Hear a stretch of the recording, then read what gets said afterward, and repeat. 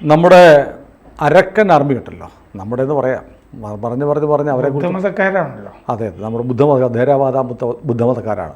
അപ്പോൾ അവരുടെ അരക്കൻ army Rakhine മേഖല അവരുടെ കയ്യിലാണ്. ഒരു സംസ്ഥാനം എന്ന് പറയാം, മ്യാൻമറിലെ പഴയ ബർമയിലൊരു സംസ്ഥാനം. അവിടെ നിന്നാണ് അവർ ബംഗ്ലാദേശിൻ്റെ അതിർത്തിയൊക്കെ അവർ പിടിച്ച് 270 കിലോമീറ്റർ കയ്യിലാക്കി വെച്ചിരിക്കുന്നത്. പക്ഷേ ഈ അരക്കൻ ആർമിയുടെ നടുക്ക് ഇന്ത്യക്കൊരു തുറമുഖമുണ്ട്, സിദ്വേ തുറമുഖം. അവിടെ ആണ് നമ്മൾ കഴിഞ്ഞ 13-ാം തീയതി നമ്മൾ അരി കൊണ്ട് കൊടുത്തത്. അരിയും ഉരുളക്കിഴങ്ങും. അന്ന് സാറ് പറഞ്ഞു ഉരുളക്കിഴങ്ങിൻ്റെ രൂപത്തിലുള്ള വേറെ ചില സാധനം കൂടെ കയറിപ്പോയാൽ അറിയത്തില്ല എന്ന്. ഏതായാലും അവർ ഉരുളക്കിഴങ്ങൊക്കെ എടുത്ത് പ്രയോഗിച്ച് മ്യാൻമർ പിടിക്കാനുള്ള ശ്രമത്തിലാണ്. ബംഗ്ലാദേശിന് ഒരു പണി കൊടുക്കുമെന്നൊക്കെ പറയുന്നു. കുറച്ച് പരിപാടിയൊക്കെ അവർ നടത്തുന്നുണ്ട്. അപ്പോൾ ഈ സിദ്വേ തുറമുഖം അവിടെ വന്നതിൻ്റെ പിന്നിൽ ഒരു മലയാളിയുടെ ബുദ്ധിയുണ്ടെന്ന് പറയുന്നു. വേണമെങ്കിൽ പറയാം, ഇത് കേട്ടിട്ട് ഈ ബംഗ്ലാദേശിലെ ഇപ്പോൾ യൂനിസ് അനുകൂലികളായ ആളുകൾക്ക് കൃസംഗിയാണെന്നും പറയാം അല്ലേ? അതെ, കൃസംഗി പേര് ഇപ്പോൾ വീഴും. അതെ, അദ്ദേഹം ഇപ്പോൾ ഉണ്ടായിരുന്നെങ്കിൽ എന്ത് നിലപാടായിരിക്കും എന്നുള്ളത് സംശയാസ്പദമാണ്. BG വർഗീസ് ഹിന്ദുസ്ഥാൻ ടൈംസിൻ്റെയും ഇന്ത്യൻ എക്സ്പ്രസിൻ്റെയും ഒക്കെ എഡിറ്ററായിരുന്നു. മാവേലിക്കര ആണ് ശരിക്കും വേരുകൾ. പക്ഷേ BG വർഗീസ് ജനിച്ചത് ബർമയിലാണ്, പഴയ ബർമയിൽ മേമിയോ എന്ന് പറഞ്ഞ സ്ഥലത്താണ്. കാരണം മാതാപിതാക്കൾ അവിടെ ആയിരുന്നുകൊണ്ട് അവിടെയാണ് ജനിച്ചത്. പിന്നെ Doon school, saint Stephen's college, അങ്ങനെയൊക്കെയായിരുന്നു വിദ്യാഭ്യാസം. അപ്പോൾ അദ്ദേഹം 1966-69 ഇന്ദിരാഗാന്ധിയുടെ ഇൻഫർമേഷൻ അഡ്വൈസർ, മാധ്യമ ഉപദേഷ്ടാവ് എന്ന് പറയാം. അപ്പോൾ അദ്ദേഹം ഇത് 2009 ഒരു പുസ്തക പ്രകാശന ചടങ്ങിലാണ് വെളിപ്പെടുത്തിയത്. 1966-69 ഇന്ദിരാഗാന്ധിയുടെ ഇൻഫർമേഷൻ ഉപദേഷ്ടാവായിരുന്നപ്പോൾ ഇദ്ദേഹം ഒരു കുറിപ്പ് ഇന്ദിരാഗാന്ധിക്ക് കൊടുത്തു. ഇന്ദിരാഗാന്ധി മ്യാൻമറിലേക്ക് പോവുകയാണ് മാർച്ചിൽ. അപ്പോൾ ജനറൽ നെവിൻ ആണ് ഭരിക്കുന്നത്, ശക്തനായിരുന്നു. അദ്ദേഹം വിചാരിച്ച കാര്യങ്ങളൊക്കെ നടക്കും. അപ്പം നെവിനോട് പറഞ്ഞിട്ട് നമുക്ക് ഇപ്പോൾ നോർത്ത് ഈസ്റ്റിലേക്ക് ഇന്ത്യക്കുള്ള വഴി കൽക്കട്ടയിൽ നിന്ന് സിലിഗുരി കോറിഡോർ, സിലിഗുരി ഇടനാഴി വഴി ആണ് നമുക്ക് വടക്ക് കിഴക്ക് ചെല്ലാൻ പറ്റുള്ളൂ. അത് നമ്മുടെ ഒരു വലിയ പ്രയാസമാണത്. 1880 കിലോമീറ്റർ പോകണം സിലിഗുരി കോറിഡോർ വഴി, ആസമോ അങ്ങനത്തെ സ്ഥലങ്ങളിലൊക്കെ എത്താൻ. പക്ഷേ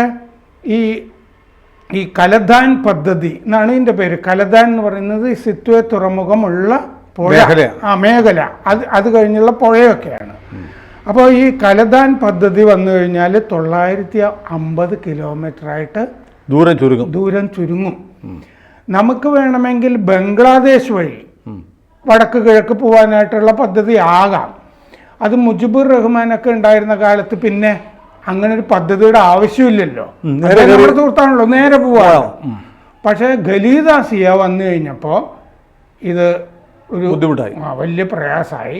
നമുക്ക് പിന്നെ ഈ പദ്ധതി നടപ്പാക്കിയേ പറ്റൂ, കലദാൻ പദ്ധതി മ്യാൻമാർ വഴി.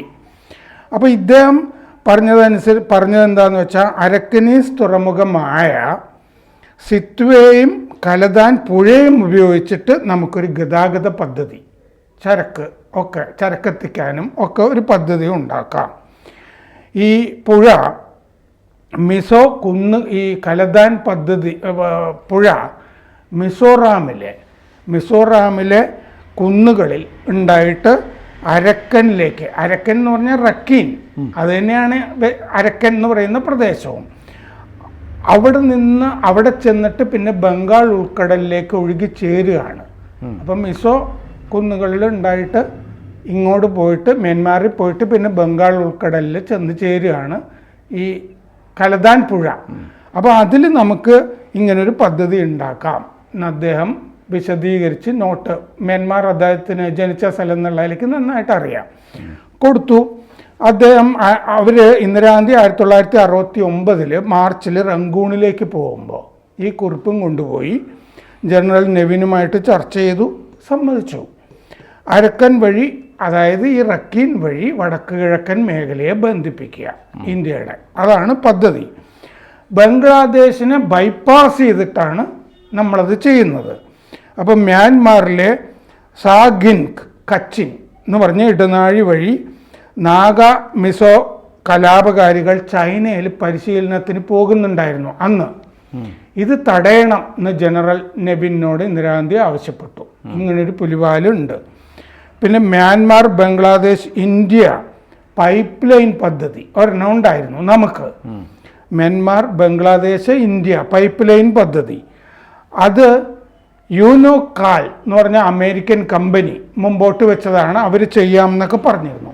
ഇത് ഗലീത് സിയയോട് സംസാരിച്ചപ്പോൾ അവർ നിരസിച്ചു. ഞങ്ങളിതിന് തയ്യാറില്ല, ഞങ്ങൾ നിൽക്കില്ല, അവർ വേറെ രാജ്യങ്ങളുടെയൊക്കെ കൂടെയാണ്, അതുകൊണ്ട് അവർക്ക് നിൽക്കാൻ വയ്യ എന്ന് പറഞ്ഞു. അപ്പോൾ നമ്മൾ സിലിഗുരി ഇടനാഴിക്ക് പകരം ബദലായിട്ട് ഈ പദ്ധതി, കലധാൻ പദ്ധതി നടപ്പാക്കി ഏതാണ്ട് ഇപ്പോൾ പൂർത്തിയായിരിക്കുകയാണ് ഈ പദ്ധതി.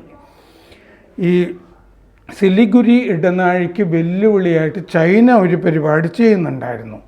ചുംബുവാലി ജലാത്ക താഴ്വരയിലേക്ക് സോംഫെറി മല വഴി ചൈനയ്ക്ക് കടന്നു വരാം.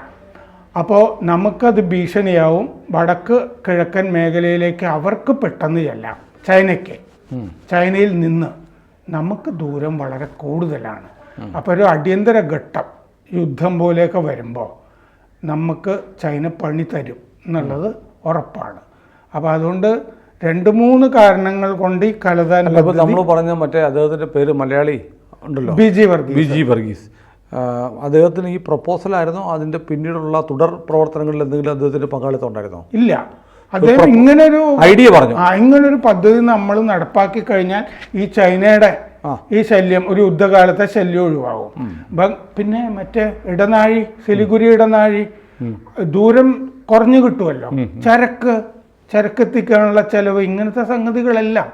വടക്ക് കിഴക്ക് എപ്പോഴും ഇന്ത്യയുടെ കയ്യിൽ തന്നെ വേണമല്ലോ. ഇത് ഇത്രയും ദൂരം വേണമല്ലോ, വളരെ ദൂരെയാണത്. കൽക്കട്ടയിൽ നിന്ന് തന്നെ 1880 കിലോമീറ്റർ ഉണ്ട്. അത് 950 ചുരുങ്ങുകയാണ് ഇപ്പോൾ. 4116 കോടി രൂപയുടെ പദ്ധതിയാണിത്. കൽക്കത്ത സിത്വേ കടൽ വഴിയുള്ള പദ്ധതി. സിത്വയിൽ നിന്ന് മ്യാൻമാറിലെ തന്നെ പലേത്വയിലേക്ക് റോഡ് പണിയാണ്. റോഡ് പണിതിട്ട് മിസോറാമിലെത്തുക ആ റോഡ് വഴി. ഒരുമാതിരി പണിയൊക്കെ തീർന്നു. ഇനി സോറിൻ പി പലേത്വ റോഡ് മാത്രമേ, ആ റോഡ് ഭാഗം, തുറമുഖത്തിൻ്റെ പണിയൊക്കെ തീർന്നു. ഒരു 150 കിലോമീറ്റർ റോഡ് ബാക്കിയുണ്ട്. ഇത് 2014 തീരേണ്ട പദ്ധതിയായിരുന്നു. പക്ഷേ ഇവിടെ ഒരുപാട് സംഘർഷം നടക്കുന്നത് കൊണ്ട് മ്യാൻമാറിൽ ധാരാളം കച്ചിൻ പ്രദേശം, അങ്ങനത്തെ ഒരുപാട് സംഘർഷം നടക്കുന്നതുകൊണ്ടാണ് ഓപ്പറേഷനിലാണ്. ഇനി നമ്മളിപ്പോൾ കലധാൻ പുഴ കഴിഞ്ഞ് പാലത്വയിലേക്കുള്ള വഴി റോഡ് പണിയുക, അത് മാത്രമേ ബാക്കിയുള്ളൂ. ചിൻ, റോഹിംഗ്യ, അരക്കൻ ഈ പ്രശ്നങ്ങൾ കൊണ്ടൊക്കെയാണ് വൈകിപ്പോയത്. അപ്പോൾ Arakan Rohingya salvation army, Arakan Rohingya salvation army, ARSA എന്ന് പറഞ്ഞൊരു കുഴപ്പം പിടിച്ച സാധനമാണ്. ഏറ്റുമുട്ടി. പക്ഷെ ആ സംഘടന ലഷ്കർ-എ തൈബയുടെ പോഷക സംഘടനയാണത്. അവർ തമ്മിലുള്ള യുദ്ധത്തിൽ അരക്കൻ സാൽവേഷൻ ആർമി തോറ്റപ്പോഴാണ് റോഹിംഗ്യകളിലെ ഇങ്ങോട്ട് ഓടിപ്പോകുന്നത്. അവരുടെ ആയുധ സേനയായിരുന്നു അത്. അരക്കൻ റോഹിംഗ്യ സാൽവേഷൻ ആർമി എന്ന് പറയുന്നത് ലഷ്കർ-എ തൈബയുടെയാണ്. ഇതിന് ബംഗ്ലാദേശിലെ ജമാഅത്ത് ഉൽ മുജാഹിദ്ദീനുമായിട്ട് ബന്ധമുണ്ട്, ഇന്ത്യൻ മുജാഹിദ്ദീനുമായിട്ടും ബന്ധമുണ്ട്. ഇപ്പം അതിനെയൊക്കെ ശരിയാക്കി അരക്കൻ ആർമി. ഈ ഭീകരരാണ് മുമ്പ് നമ്മളൊരിക്കൽ ചർച്ച ചെയ്തിട്ടുണ്ട്, ഗാൻ മോങ് സെയ്ക്കിലൊരു കൂട്ടക്കൊല, ഹിന്ദുക്കളുടെ കൂട്ടക്കൊല നടത്തിയത് 2017 ഓഗസ്റ്റ് 25 ഹിന്ദുക്കളുടെ കൂട്ടക്കൊല. അപ്പോൾ ഇനി ഈ പദ്ധതി വന്നു കഴിഞ്ഞാൽ സിലിഗുരി വഴി ചരക്കയക്കേണ്ടതില്ല, നമുക്ക് മ്യാൻമാർ വഴി വടക്ക് കിഴക്ക് സിലിഗുരി വഴി പോകാന്ന് പറഞ്ഞാൽ ബംഗ്ലാദേശിന്റെ ദയാദാക്ഷിണ്യം വാങ്ങിച്ചു പോകണമായിരുന്നു. അതിന്റെ ആവശ്യമില്ല, ബൈപ്പാസ് ചെയ്യാം നമ്മൾ. മ്യാൻമാർ വഴി മിസോറാമിലേക്ക് എത്തുന്ന ഒരു എളുപ്പ വഴിയാണ് ഇത്. ഇതിൻ്റെ ആശയത്തിന് പിന്നിൽ അതാണ്. അപ്പോൾ കൽക്കത്ത സിത്വേ കടൽപാത 539 കിലോമീറ്റർ, കൽക്കത്തയിൽ നിന്ന് സിത്വേ വരെ കടൽ വഴി 539 കിലോമീറ്റർ. സിത്വയിൽ നിന്ന് പലേത്വ കലേതാൻ പുഴ വഴി 158 കിലോമീറ്റർ, അത് ബാക്കിയുണ്ട് പണിയാൻ. പലേത്വ സോറിൻപുരി 108 കിലോമീറ്റർ. പിന്നെ സോറിൻപുരി ഐസ്വാൾ മിസോറാം 110 കിലോമീറ്റർ. ഇതാണ് ആ കുറച്ച് സ്ട്രെച്ച് മാത്രമേ ഇനി ബാക്കിയുള്ളൂ. പദ്ധതിയൊക്കെ ഏതാണ്ട് പൂർത്തിയായി. അപ്പോൾ ഏതായാലും ഈ നമുക്ക് നോക്കുമ്പോൾ ലോകത്തിൻ്റെ പല ഭാഗത്തും നമുക്കിങ്ങനെ തുറമുഖങ്ങളുണ്ട്.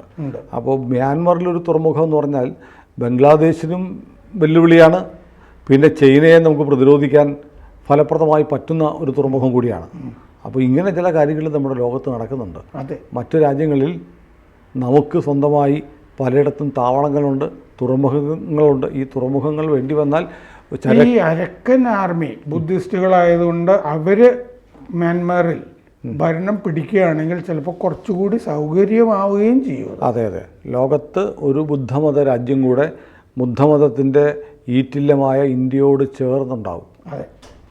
കൂടുതൽ വാർത്തകളും വിശേഷങ്ങളും നിങ്ങളിലേക്ക് എത്താൻ ABC മലയാളം സബ്സ്ക്രൈബ് ചെയ്യുക, ബെൽബട്ടനും അമർത്തുക.